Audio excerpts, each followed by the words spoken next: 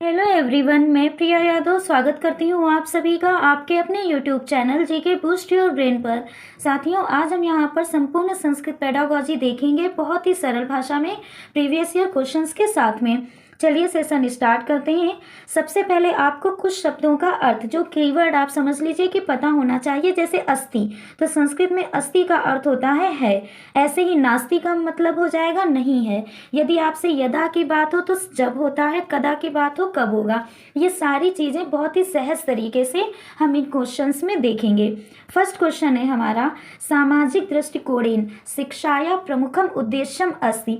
यदि आपको संस्कृत नहीं भी आती है तो हिंदी आपको पता है, तब भी आप ये संस्कृत के क्वेश्चंस कर लेंगे।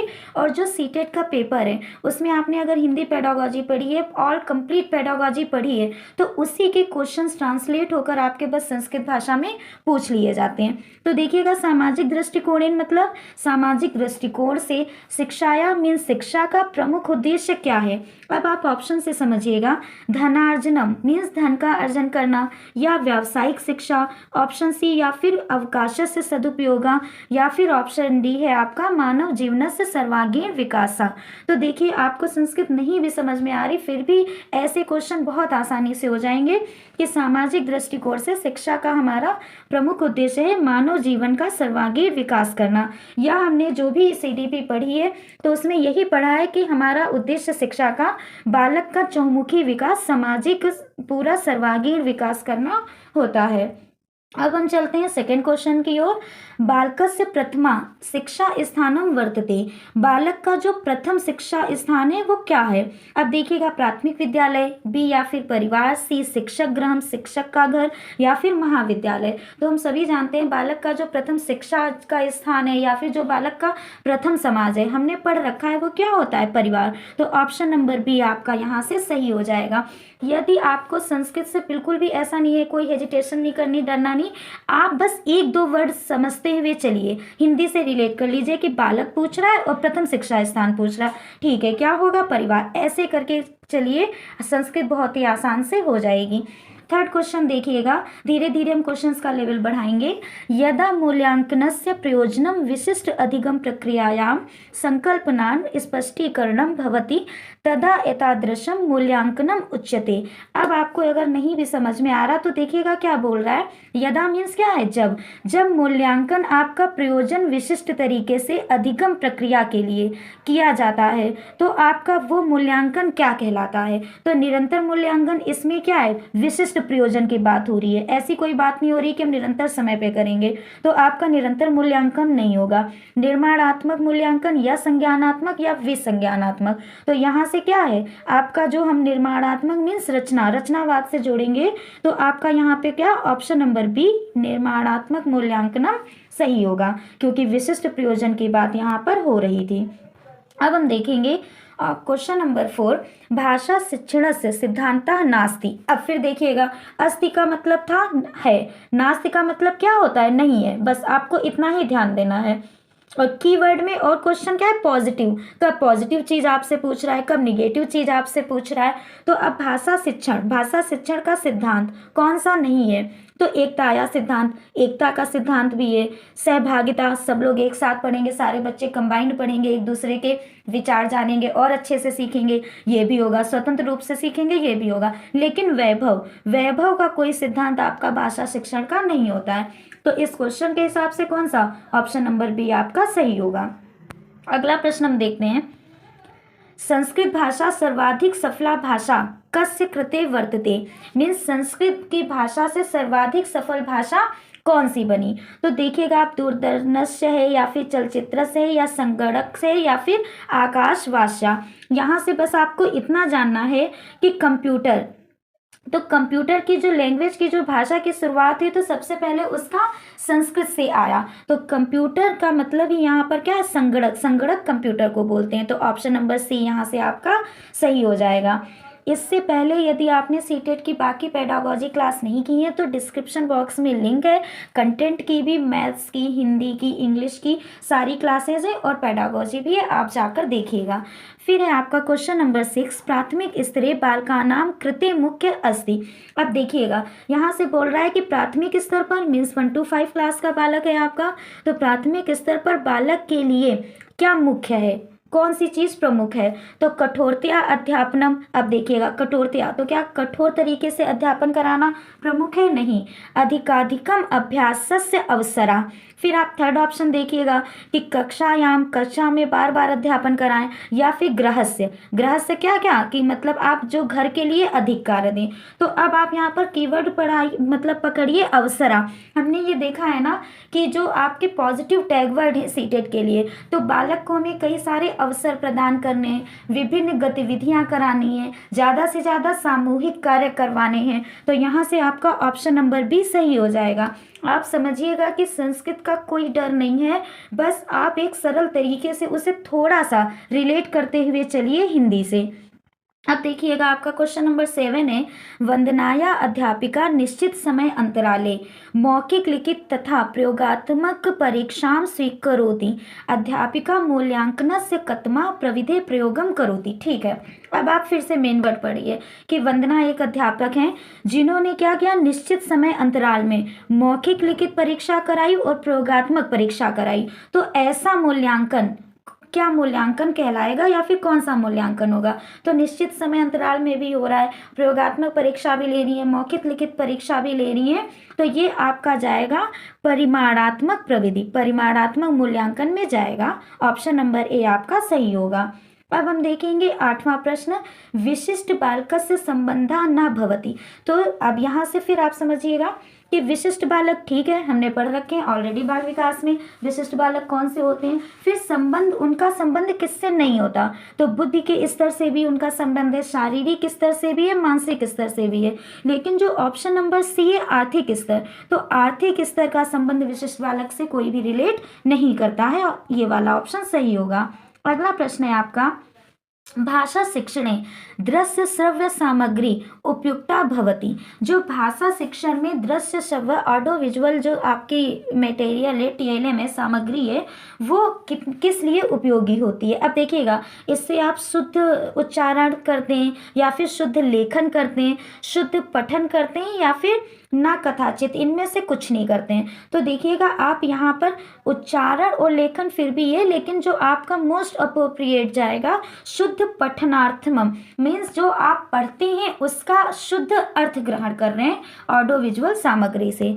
अब अगला प्रश्न हम देखेंगे, पूर्व ज्ञान परीक्षणम भवति। तो हम सभी ने अगर डीएलएड भी किया है या बीएड किया है तो हमें पूर्व ज्ञान पता है कि हम क्या करते थे, हम टीएलएम बनाते थे, करते थे ना। फिर उसमें आपके पूर्व ज्ञान के कौन से क्वेश्चन है, प्रस्तावना क्या क्वेश्चन होगी, एक तरफ क्या होते थे टीचर क्वेश्चन करती थी, एक तरफ आपका बालक क्वेश्चन करता था, ये वाली चीज। तो पूर्व ज्ञान परीक्षण के लिए आपका क्या उपयोगी होता है, तो देखिए श्यामपट्ट मतलब बोर्ड पे प्रश्न पूछिए, प्रवाह कौशल या खोजपूर्ण। तो यहाँ से आपका ऑप्शन नंबर डी सही जाएगा, प्रस्तावना प्रश्नेषु। अब देखिएगा 11 क्वेश्चन है आपका, बालकेषु शिक्षाम प्रति अभिरुच्या उत्पन्नाय किम करणीयम। फिर यहाँ से समझिएगा कि क्या क्वेश्चन कह रहा है कि बालक के शिक्षा के प्रति अभिरुचि मीन्स रुचि जगाने के लिए, उत्पन्न करने के लिए क्या करना चाहिए या फिर क्या जरूरी है। तो ऑप्शन है अभिरुचि वर्धनम विषयम नादिकम सरलम नादिकम कठिनम चा भवित्यम। अब देखिए चा का मतलब यहाँ से और है, ये 2-3 हिंदी शब्द आप सीखिएगा। तो अब यहाँ से है कि बालक की रुचि हमें मतलब उत्पन्न करने के लिए ना तो विषय को बहुत सरल तरीके से हो, ना ही विषय को बहुत कठिन तरीके में ले जाएं, एक सामंजस्य बनाकर पढ़ाएं, तो बिल्कुल सही बात है। फिर क्या है, स्पष्टीकरण करें, बालकेश मूल प्रवृत्तियां जो उसकी हैं वो उत्तेजित करें, तो उपर्युक्त सर्वाणी। तो यहाँ से आपका ऑप्शन नंबर डी, मतलब ये जो सारे ऑप्शन है ये सही होंगे। अगला प्रश्न है, भाषा अर्जन शक्ति जन्मजात भवति। भाषा अर्जन से परिभाषा किसने दी, अस्ति।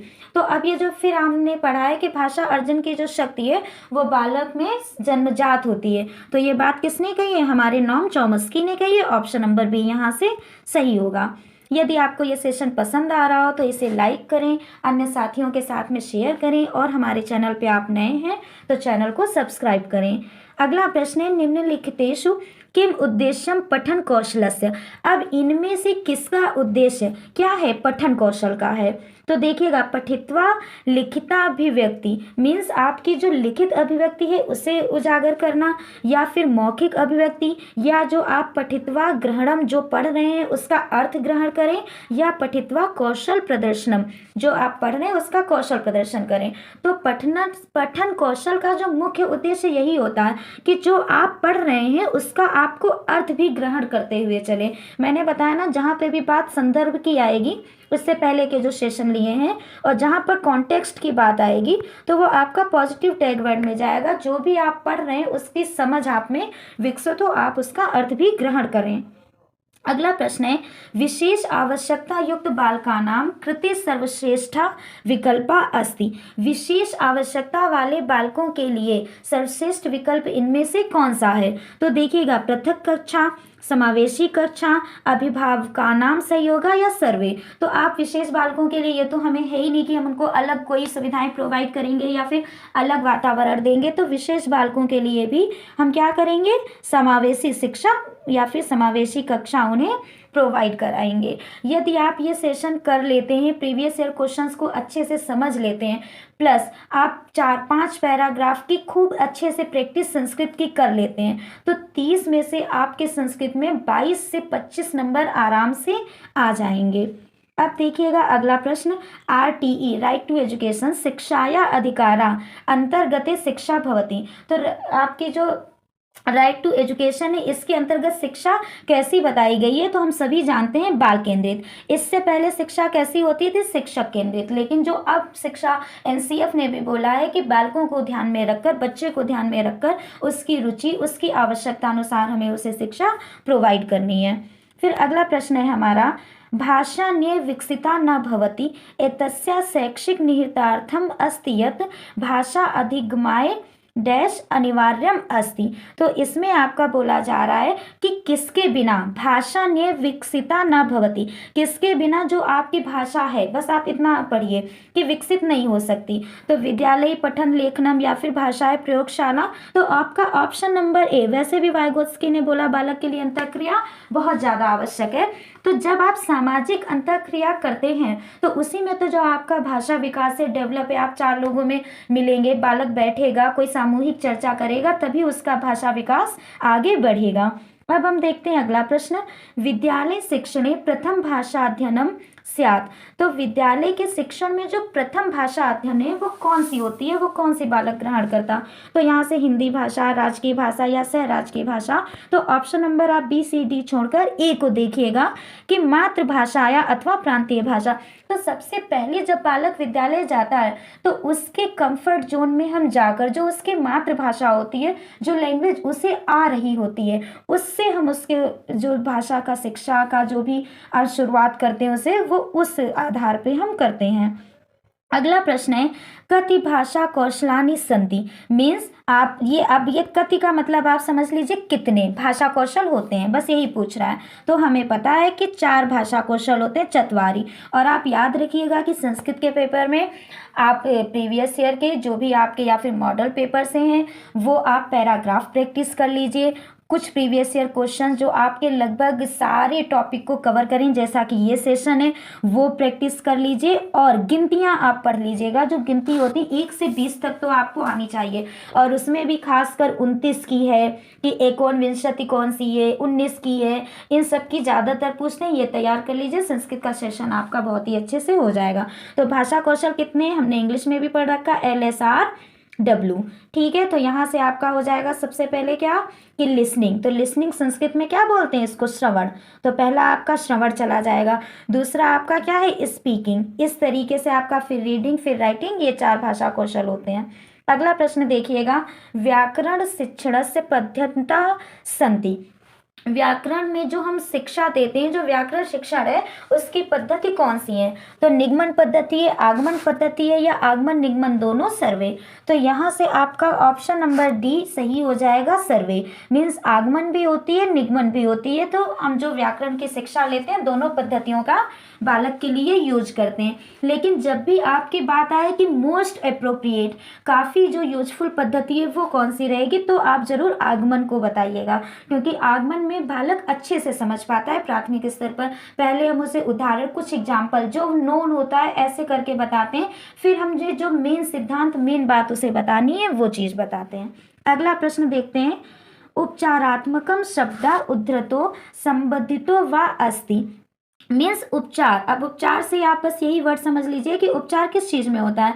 तो जब हम कभी बीमार होते हैं तभी हम उस चीज़ का उपचार करते हैं। तो मीन्स यहाँ से आपका ऑप्शन नंबर बी आपका सही जाएगा, औषधि शास्त्रार्थ सही ऑप्शन है।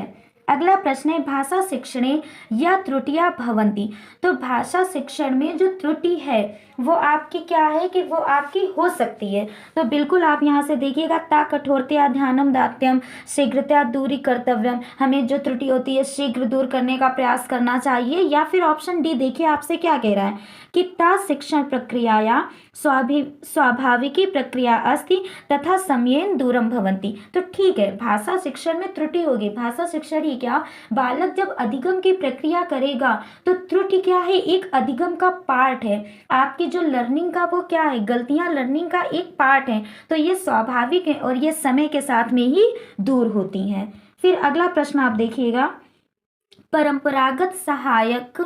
परंपरागत सहायकोपकरणम अस्ति। मीन्स परंपरागत जो आपका उपकरण है वो कौन सा है। तो परंपरागत मीन्स जो बहुत ही प्राचीन पहले से उपयोग किया जा रहा है। तो दूरदर्शन, श्यामपट्टा, मानचित्रम, आकाशवाणी। हम सभी जानते हैं कि श्यामपट्टा सबसे परंपरागत हमारा उपकरण है। दादा परदादा पहले कुछ भी ना हो, लेकिन श्यामपट्ट, ब्लैक बोर्ड तो हमारा होता ही था। अगला प्रश्न हम देखेंगे, उदाहरणात् नियमम प्रतिशिक्षणे प्रयोगः किम सिद्धांतम अनुसरति। मीन्स उदाहरण से, अब उदाहरण आपको मिल गया ना, उदाहरण से फिर आप नियम की और सिद्धांत की ओर जाएंगे। तो वो विधि कौन सी है, हम सभी जानते हैं वो विधि हमारी है आगमन विधि। और निगमन विधि में पहले हम बालक को नियम बताते हैं, फिर हम उसको उदाहरण बताते हैं। तो निगमन विधि आप मान लीजिएगा कि 6 to 8 के लिए हम यूज करते हैं, लेकिन आगमन विधि हम 1st to 5th के लिए बालक के लिए यूज करते हैं, समझ विकसित के लिए। अगला प्रश्न है हमारा, भाषा अधिगमा एवं अर्जनम एतियो संदर्भे असत्य कथनम अस्ति। अब भाषा अधिगम और अर्जन के लिए जो असत्य कथन, यहाँ से आपका कौन सा गलत है ये पूछ रहा है। तो फिर आप देखिएगा टैग वर्ड हमारे पॉजिटिव वर्ड कौन से हैं। तो पहला बोल रहा है कि ऑप्शन ए सांस्कृतिक विभिन्नता, भाषा अर्जनम, भाषा दिगम च प्रभावीकरणस्य। तो देखिएगा सही बात है कि जो हमारी विभिन्न तरीके के जो तरीके हैं भाषा अर्जन वो सब हम करेंगे। अब यहाँ से जो मेन आपको मुझे बात बतानी है, ऑप्शन नंबर सी देखिएगा कि क्या आपसे कह रहा है, भाषा अधिगमे कदापि अनुवादस्य सहायता न स्वीकृति। आपको मिल गया ना निगेटिव टैग वर्ड, और आपसे क्वेश्चन में यही पूछ रहा था कि क्या चीज़ असत्य है, कथन गलत है। तो ये चीज़ होगी कि भाषा अधिगम में हम कभी अनुवाद जो है वो हमें सहायता नहीं करता है, तो ये बात गलत है, ऐसा नहीं है। अगला प्रश्न है, प्रस्तावना कौशले अंतिम प्रश्न भवति। तो जो आपका प्रस्तावना कौशल है उसका अंतिम प्रश्न कौन सा होता है। तो हम यहाँ से देखेंगे समस्यात्मक होता है। तो जो हम PLM बनाते थे तो लास्ट प्रश्न जो होता था वो बालक का हम ऐसा डालते थे कि बालक को समस्या हो, ताकि हम जान सके कि हमने जो लेसन प्लान बनाया है ना, हम लेसन प्लान बनाते थे, तो जो हमने लेसन प्लान बनाया है पूरा समझाया है, अब लास्ट में बालक को उसमें से कौन सी चीज़ नहीं समझ में आई है। तो यहाँ से आपका ऑप्शन नंबर सी सही होगा। फिर आप देखिएगा, डिस्ग्राफिया मुख्य रूपेण संबंधिता अस्ति। अब डिस्ग्राफिया मुख्य रूप से किससे संबंधित है, तो हम सभी जानते हैं डिस्ग्राफिया हमारी लेखन अधिगम जो अक्षमता होती है उससे संबंधित है। फिर अगला प्रश्न है आपका, बालकानां शब्दकोशः भवेत्, बालक का शब्दकोश कैसा होना चाहिए या फिर बालक का शब्दकोश होता है तो देखिएगा चित्रात्मक या फिर भाषात्मक या काव्यात्मक। तो हम सभी जानते हैं चित्रात्मकम। मीन्स पहले क्या होता है, जब हम बालक को पढ़ाते हैं शुरुआत में तो ABCD की बुक दिखाते हैं, तो अगर A ऐसे बना होता है तो उसके आगे क्या है, हमारा एप्पल तो भी बना होता है, या फिर B ऐसे बना है तो फिर क्या है, हमारी उसमें बॉल भी तो बनी होती है। तो चित्रों के हिसाब से बालक बहुत ही अच्छे से सीख जाता है। फिर अगला प्रश्न है, गद्य शिक्षणस्य विधि नास्ति, गद्य शिक्षण की विधि कौन सी नहीं है। नास्ति मतलब नहीं है। तो स्पष्टीकरण, कथन विधि, अर्थबोधन या दंडान्य विधि। तो आप देखिएगा ये तीनों ही हैं, लेकिन जो आपकी दंडान्य विधि है ये आपकी गद्य शिक्षण की ना होकर किसकी है, ये पद्य शिक्षण की है। याद रखिएगा, इसमें आपको काव्य मीन्स श्लोक पहले हम बालक को सिखाते हैं, फिर उसके अंतर्गत जो क्रिया होती है, कर्म होते हैं, ये सब बालक को बताते हैं। अगला प्रश्न है, शिक्षण विधि नास्ति, शिक्षण की विधि नहीं है। अब यहाँ से देखिएगा, विश्लेषण तो है, व्याख्यात्मक तो होती है, सूक्ष्म शिक्षण होती है, लेकिन जो ये भाषण है ना, ये शिक्षण की विधि नहीं है, ये आपका क्या है, भाषा कौशल है। और बाकी ऊपर की 3 विधियां आपकी शिक्षण की विधि हैं। अब अगला प्रश्न हम देखते हैं, अधिगमस्य प्रक्रियाया चत्वारि सोपानानि कानि सॉरी, अधिगम की प्रक्रिया में चत्वारि मीन्स जो 4 सोपान है या फिर 4 चरण हैं, वो कौन से प्रमुख होते हैं। तो जब भी आप अधिगम कराएंगे तो सबसे पहले क्रिया, प्रेरणा, लक्ष्य। तो सबसे पहले हम कोई भी चीज़ शुरू करते हैं तो हम पहले अपना क्या डिसाइड करते हैं, उद्देश्य, मोटो। आप सीटेट एग्जाम भी अगर देने जा रहे हैं तो सिर्फ ये थोड़ी है कि फॉर्म डाल दिया चलो दे देते, नहीं। एक तो आपका उद्देश्य यहाँ पर होगा कि नहीं, इस बार मुझे ये पेपर क्वालिफाई ही करना है। यदि आप पहले क्वालिफाई कर चुके हैं तो इस बार मुझे 100+ या 120+ लानी है। तो सबसे पहले हमारे लिए क्या जरूरी है, उद्देश्य। उसके बाद में उस पर हम क्रिया मीन्स प्रतिक्रिया करते हैं, फिर मूल्यांकन, और फिर हम उसके आगे करते हैं उसका अनुगम। अब अगला प्रश्न देखते हैं, निश्चित उत्तरात्मका प्रश्न का मीन्स वो प्रश्न जिसमें आपको निश्चित उत्तर मिले, तो वो कौन से प्रश्न होते हैं। अब यहाँ से देखिएगा, वस्तुनिष्ठ मीन्स ऑब्जेक्टिव होते हैं, या अति लघु उत्तरात्मक होते हैं, या लघु उत्तरात्मक या निबंधात्मक। तो वो प्रश्न जिसका आपका उत्तर निश्चित हो, कौन से होते हैं, ऑब्जेक्टिव क्वेश्चन होते हैं, वस्तुनिष्ठ प्रश्न होते हैं। फिर अगला प्रश्न आप देखिएगा, प्राचीनतम विधि नास्ति मीन्स प्राचीन काल की जो आपकी है वो विधि नहीं है। अब देखिएगा, विधि नास्ति यहाँ पे लग गया, अस्ति नहीं है, तो कौन सी होगी, परायण विधि, व्याख्या विधि, सूत्र विधि या आगमन विधि। तो ये तीनों ही प्राचीन काल की हैं पुराने समय से हैं। लेकिन जो आपकी आगमन विधि है, ये आपका आगमन है, निगमन है, प्रोजेक्ट विधि है। ये धीरे धीरे जब शिक्षा में सुधार किया गया तो उसके लिए ऑप्शन नंबर डी आपका यहाँ से सही है। अब हम देखेंगे अगला प्रश्न, यदि शिक्षका सेवफलस्य चित्रम दर्शयित्वा छात्रान् निर्दिशति यत् कानिंचन वाक्यानि वदन्तु तर्हि केन कौशलेन संबंधितम अस्ति। बस यहाँ से आप ये उत्पत्ति या फिर कौन सा कौशल उसे समझाना चाहते हैं। तो आपने हाथ में सेब फल पकड़ा है और वो आप बालक को दिखा रहे हैं कि बच्चों पहचानो ये क्या है बताओ, तो ये आपका कौन सा होगा, ऑप्शन नंबर बी। यहाँ से आप मौखिक जो कौशल है वो बालक में आप विकसित करना चाहते हैं। अब अगला प्रश्न आपका होगा, यदि भवताम कक्षायाम दृष्टिबाधित बालका सन्ति तर्हि, यदि आपकी कक्षा में क्या एक दृष्टिबाधित बालक है तो आप उसके लिए क्या करेंगे, तान विशेष सहानुभूति, उसे एक विशेष सहानुभूति देंगे, या तेभ्यः पठनस्य उपयुक्त साधनान् दास्याति, या फिर तान सर्वेभ्यः बालके पृथक, या फिर आप अन्य बालकों से पृथक कर देंगे। तो हम पॉजिटिव आपके ऑप्शन की ओर चलेंगे, ऑप्शन नंबर तेभ्यः पठनस्य उपयुक्त साधनानि दास्यति, उसके अकॉर्डिंग जो भी उपयुक्त संसाधन है वो सारे ही हम उसे देंगे। अब अगला प्रश्न देखते हैं, परस्परम प्रश्नोत्तरी कस्य कौशलस्य अभ्यासाय समीचीना। जो आपके परस्पर प्रश्नोत्तरी मीन्स बच्चे आपस में पूछ रहे हैं, एक दूसरे से क्वेश्चन कर रहे हैं, ये प्रश्नोत्तरी है, ये किस कौशल को विकसित करेगी। तो देखिएगा, पठनस्य, भाषणस्य, लेखनस्य या श्रवणस्य। तो ये आपके ऑप्शन नंबर जो बी होगा, भाषणस्य। बच्चे आपस में प्रश्नोत्तरी कर रहे हैं, एक सामूहिक चर्चा कर रहे हैं, तो वहाँ से भाषण से कौशल जो है वो विकसित होगा। फिर अगला प्रश्न है, स्वराघाता कुत्र प्रयुज्यते। जो आपका स्वरघात होता है, अब ये होता क्या है कि जब हम बोल रहे हैं तो हमारी भाषा में बोलने में जो लय में जो उतार चढ़ाव होते हैं, अप डाउन्स होते हैं, वो स्वराघात कहलाता है। तो ये किस कौशल में होता है, ये आपके भाषण कौशल में ही होता है। फिर अगला प्रश्न आपका होगा, समावेशी कक्षायां भाषा शिक्षणस्य समस्या अस्ति। समावेशी जब आप कक्षा लेते हैं तो उसमें भाषा शिक्षण करते समय कौन सी समस्या दिखती है? तो अब देखिएगा, उपयुक्त भाषा परिवेशस्य निर्माणस्य अभावा या फिर उपयुक्त पाठ्य सामग्र्या अभावा। तो यहाँ से जो आपका ऑप्शन नंबर ए है वो सही जाएगा। जब भी परिवेश की बात करें, वातावरण की बात करें, तो ये फिर यहाँ से आपको ये कीवर्ड मिल गया। तो ये और ये बात भी सही है कि समावेशी कक्षा के लिए सबसे ज़्यादा जो महत्वपूर्ण है वो वहाँ का जो परिवेश है वो बहुत ही अनुकूल होना चाहिए। अब अगला प्रश्न देखेंगे, बहुमुखी छात्र से विशेषता नास्ति। जो बहुमुखी छात्र हैं उनकी विशेषता कौन सी नहीं होती है? तो वो सामाजिक जीवन में रुचि, सामाजिक जीवन में रुचि लेते हैं, सही बात है। फिर अध्ययन कुशल, अध्ययन में कुशल होते हैं, ये भी सही है। क्रीड़ाया दक्ष मीन्स खेल वगैरह में भी अच्छे होते हैं, सही है। लेकिन आक्रामका, यहाँ से ये आंसर आपका सही हो जाएगा इस क्वेश्चन के हिसाब से, क्योंकि बहुमुखी छात्र की क्या विशेषता होनी चाहिए कि वो आक्रामक तो नहीं होते हैं। अगला प्रश्न है, यदा छात्रा कालस्य अवधारणम अवगन्तुं समर्था न भवन्ति तदा तुम समर्था न भवन्ति तथा उपचारात्मकम कार्यम किम भविष्यति। इसमें बोल रहा है कि यदि कोई छात्र है वो क्या कर रही है, काल समझ रही है, काल के बारे में अवधारणा ग्रहण कर रही है, तो उसके लिए सबसे ज़्यादा जो उपचारात्मक रूप से कार्य करेगा वो क्या होगा? तो वो संबंध सूत्र, तो जो सूत्र है वो रटे। तो देखिए ये आपको फिर से निगेटिव वर्ड मिल गया।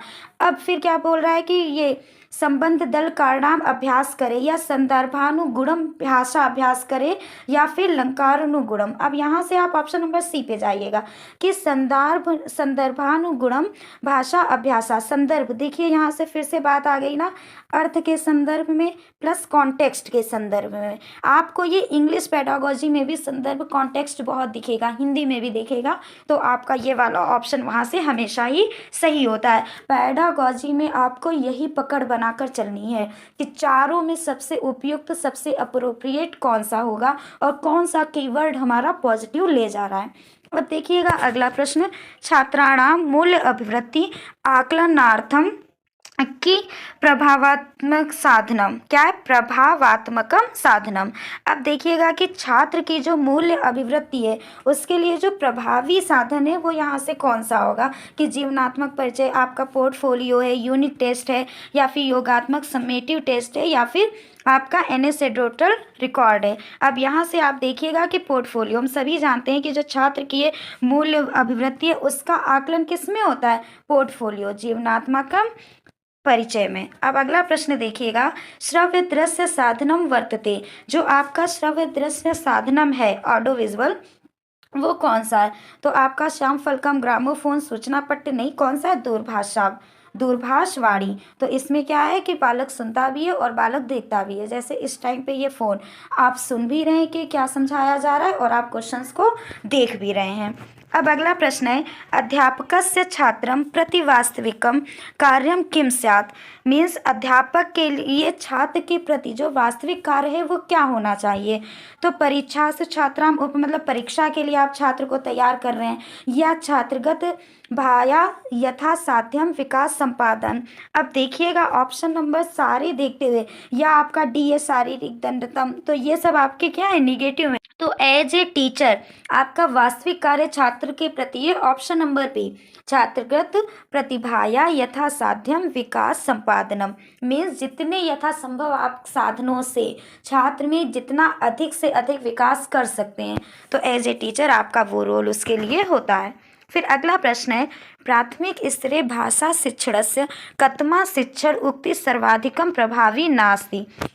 प्राथमिक स्तर पर भाषा शिक्षण के लिए कौन सी विधि सर्वाधिक उपयुक्त नहीं होती है? तो यहाँ से हम देखेंगे बालकानाम रुचि अनुसार, तो यह तो सही है कि बालक की रुचि के अनुसार आप पढ़ाएंगे उसे। फिर है आपका उचित गत्या प्रवोहन, ये भी सही है। शुद्ध उच्चारण, ये भी सही है। यहाँ से ये देखिएगा अन्येषाम, जिन्हें नहीं अर्थ पता है, मतलब अन्येषा का मतलब होता है दूसरे, दूसरों से, तो अन्येषाम हस्तलिखित सामग्री। तो आप दूसरों द्वारा लिखित सामग्री बालक को देकर फिर उसे कोई चीज़ पढ़ने के लिए नहीं बोलेंगे या नहीं पढ़ाएंगे, तो ऑप्शन नंबर बी यहाँ से आपका सही जाएगा। अगला प्रश्न है, भाषा डैश सा डैश एव परिमाणा अस्ति। तो यहाँ से जो ऑप्शन नंबर आपका सी है वो सही जाएगा कि भाषा फिर हो जाएगा समाजेन सह संपर्कस्य एव परिमाणा अस्ति। मीन्स समाज से बालक जो संपर्क बनाता है तो वो आपके जो भाषा सीखता है उसके विकास में सही होती है। अब देखिएगा, बहुभाषिकता अस्माकं अस्ति अस्माकं सभ्यता तथा देशा अभिन्न अंगम अपि। तो यहाँ से आप देखिएगा फिर से, चुनौती आपका निगेटिव वर्ड जा रहा है, समस्या विडंबना, तो आपका जो सबसे सही पॉजिटिव कीवर्ड कौन सा जा रहा है? ऑप्शन बी, अभिज्ञानम संस्कृते। फिर अगला प्रश्न और इस सेशन का आज का लास्ट प्रश्न है, मूल्यांकनस्य प्रमुख विधि कति अस्ति। मीन्स मूल्यांकन की जो प्रमुख विधि है वो कितनी होती हैं? तो ऑप्शन नंबर ए आपका सही जाएगा, 2। कौन सी होती हैं? गुणात्मक और परिमाणात्मक। साथियों, यदि आपको ये सेशन पसंद आया हो तो लाइक करें, चैनल को सब्सक्राइब करें और इसे अन्य साथियों के साथ में शेयर करें। मिलते हैं नेक्स्ट वीडियो में। Thank you.